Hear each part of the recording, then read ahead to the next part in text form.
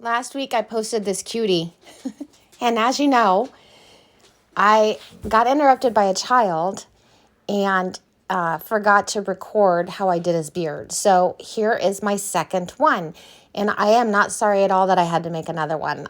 They're just so much fun. So this piece of wood was a little bit bigger. It was 14 inches long and then 3.5 across and 1.25 thick. And I painted about 6 inches of pink and then 8 inches in red. And then what I did was I took a coffee stained flour sack and I measured them to 6 inches and tied a knot and then cut it off at the knot. And I ended up needing 56 of those. And then I put hot glue down and I put them upside down. So the reason I put them upside down is so that you have I call it a clean row. I don't know what else to say. It's so you can't see the knots when you flip it back over. And then I ended up doing that. You don't have to do that on the second row. You could lay them the right way so that you don't have to flip them. But I found that if I laid them upside down, it was thicker. So I just went ahead and did it. So I actually put 3 rows, but I only show you 2. And I did them all upside down so that I could flip them over. And then I did put some on the sides as well.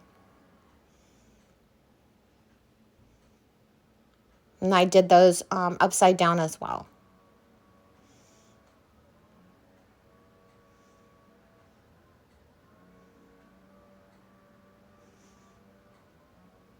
And I just kind of filled it in so that like when I flipped it over, I couldn't see the side of his face there. It kind of just looked like a beard.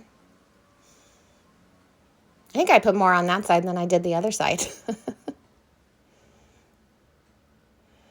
So then I do the other side. So again, I just put hot glue and then I stick them on upside down so that when I fold them over, especially the top row, it's just a cleaner look.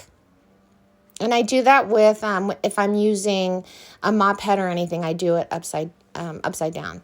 Then I just took a wooden bead and put a little blush on it. And then I forgot to sand my wood. I like my things to look more rustic. So I sanded it. I put the little nose on. And then I just put one piece of the drop cloth across his nose. And then I had this homespun green fabric that I got from Amazon. And so I just made him a little hat. Now the other one has a red hat, so I gave this one a green hat. And then I had this old pillowcase that had Sherpa on it.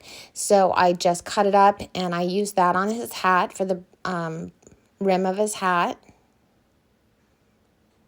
And I'm just using my Gorilla Glue to glue everything on. And for the hat, I kind of tied it halfway up.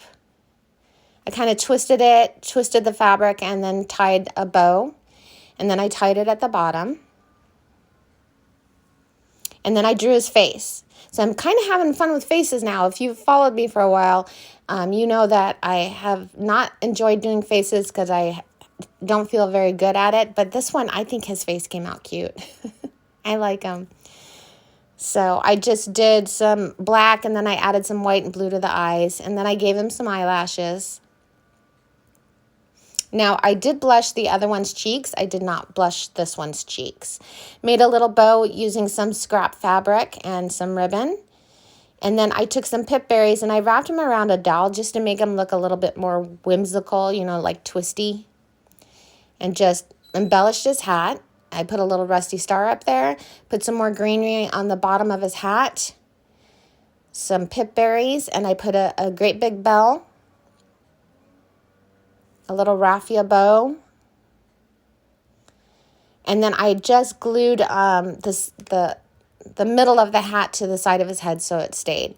And I think he came out cute. He's different than the other one. They each have their own little personalities. I think they're cute. They're fun. I mean, if you want me to make another one, I don't have a problem with it. They're kind of fun to make. Let me know what you think. Here they are side by side. Hit that like button, hit that share button for me, and have a great day.